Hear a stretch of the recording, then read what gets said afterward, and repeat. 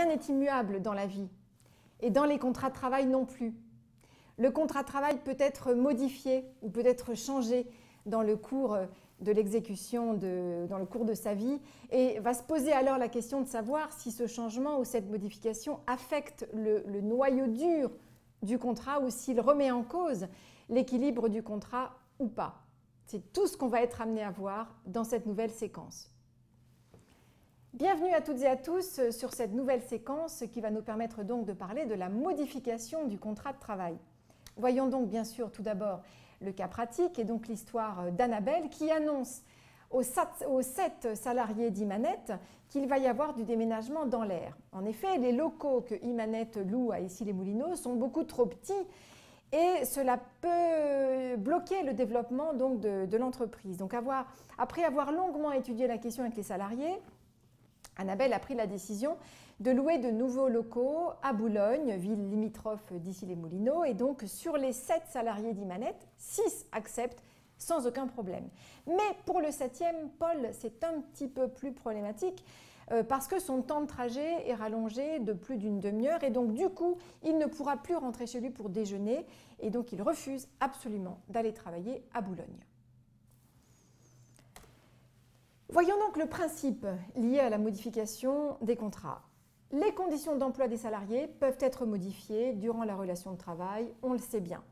La question alors donc, qui va se poser va être de savoir s'il s'agit d'un simple changement des conditions de travail ou bien d'une modification donc d'un élément essentiel du contrat, donc du noyau dur du contrat pour un motif personnel ou bien économique.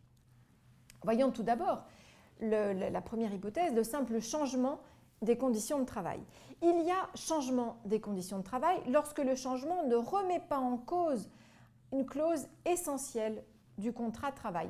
Par exemple, une nouvelle répartition des horaires de travail d'un salarié à temps plein. Exemple, le salarié travaillait de 9h à 17h et on lui demande de décaler ses horaires pour commencer dorénavant à 9h30 et terminer à 17h30. Ou bien il peut s'agir d'une nouvelle tâche qui va être confiée au salarié mais qui rentre bien dans sa qualification. Il peut aussi s'agir d'un changement de lieu de travail mais qui reste dans le même secteur géographique. Quand on parle de changement des conditions de travail, le salarié a une marge de manœuvre qui est assez réduite dans la mesure où, comme cela ne remet pas en cause un élément essentiel du contrat, le salarié ne peut pas refuser le changement qui va lui être présenté par l'employeur, sauf s'il justifie d'une atteinte excessive à sa vie privée ou bien d'un motif discriminatoire lié à ce changement. Et donc, en dehors de ces deux cas de figure, tout refus injustifié du salarié pourra entraîner son licenciement. Licenciement pour cause réelle et sérieuse et dans certains cas un peu particuliers tout de même, licenciement pour faute grave. Voyons le second point, la modification du contrat pour un motif personnel. Il y a modification du contrat lorsque l'employeur souhaite procéder à une modification d'un élément essentiel du contrat, c'est-à-dire lorsqu'il veut toucher à un élément qui correspond au noyau dur du contrat. Il y a 4 éléments qui sont vraiment considérés comme fondamentaux dans le contrat de travail, c'est le lieu de travail, les horaires ou la durée du travail, la rémunération ou le changement de qualification. Alors, attention, ça veut dire que si l'employeur veut modifier un de ces éléments en profondeur, il ne pourra pas le faire sans l'accord du salarié. Alors vous allez me dire, oui mais le lieu de travail, on vient de dire que c'est un simple changement des conditions de travail. Oui, si on reste dans le même secteur géographique. Mais si on change de secteur géographique, effectivement, on va toucher au noyau dur du contrat. Exemple, le salarié a été embauché pour travailler en plein cœur de Paris et l'entreprise déménage pour aller à Bordeaux. Il y a 600 km, on est vraiment sur un autre secteur géographique, donc on va toucher au noyau dur du contrat, qui est donc le lieu de travail.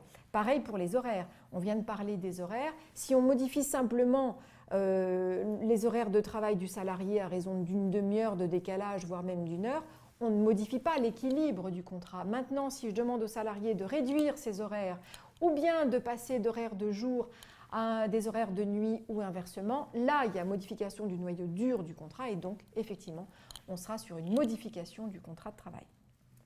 Sachant que, bien évidemment, pour être valable, cette modification doit reposer sur une cause réelle et sérieuse. La raison de l'employeur doit être motivée par une raison impérieuse.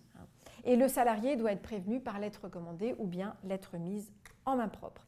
Quelle va être la marge de manœuvre du salarié en cas de modification de son contrat dans ce cas de figure? Eh bien, il peut soit accepter, soit refuser.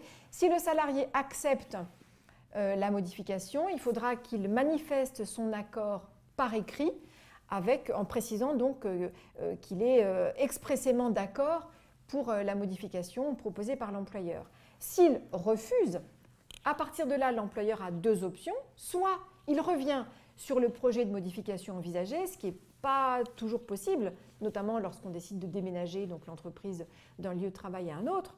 Soit, si il ne peut pas revenir sur le projet de modification, l'employeur n'aura pas d'autre possibilité que d'engager une procédure de licenciement pour motif personnel.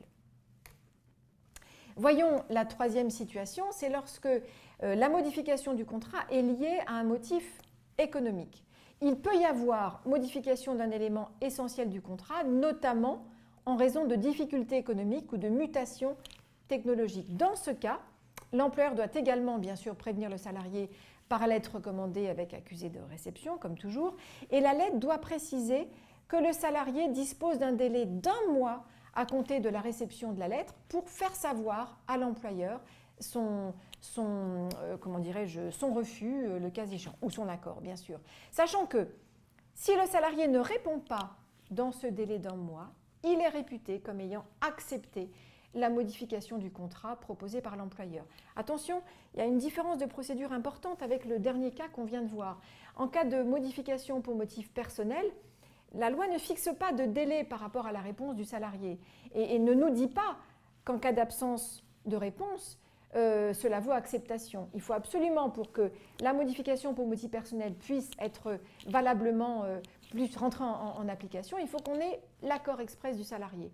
Ici, pour motif éco, c'est un petit peu différent. Donc si le salarié n'a rien dit, l'employeur peut considérer que le salarié est d'accord avec la modification envisagée. Donc si au-delà de ce délai d'1 mois, il n'a pas répondu.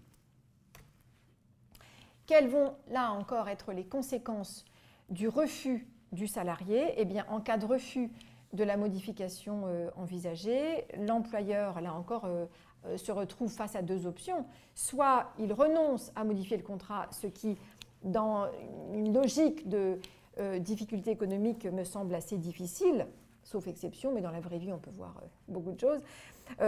Soit, s'il lui est impossible de renoncer donc à la modification du contrat, il va engager une procédure de licenciement pour motif économique. On peut donc maintenant répondre au cas pratique. Le déménagement d'Imanette à Boulogne entraîne-t-il une modification du contrat de travail? Y a-t-il, autrement dit, changement de secteur géographique ou non? Dans cette histoire, non, il n'y a pas de changement de secteur géographique. Lorsque le nouveau lieu de travail est situé dans le même secteur géographique, et là, entre Issy-les-Moulineaux et Boulogne, on est sur deux villes limitrophes, donc on n'est pas sur un changement de secteur géographique, les salariés sont tenus d'accepter ce changement. En cas de refus, l'employeur, Annabelle, pourra invoquer une cause réelle et sérieuse de licenciement. Alors c'est dommage pour Paul, à lui de voir s'il préfère les bons petits plats mitonnés maison à son emploi, à lui de savoir. Difficile de trancher, certes, mais à lui de savoir. Il risque un licenciement s'il refuse donc de rejoindre les salariés à Boulogne. Et Annabelle n'aura pas le choix, parce qu'elle ne pourra pas, évidemment, maintenir son poste à Issy-les-Moulineaux, puisque l'entreprise cessera d'exister à Issy-les-Moulineaux. Voilà. J'espère que vous avez tout compris. En tout cas, je vous donne rendez-vous très rapidement sur une autre séquence.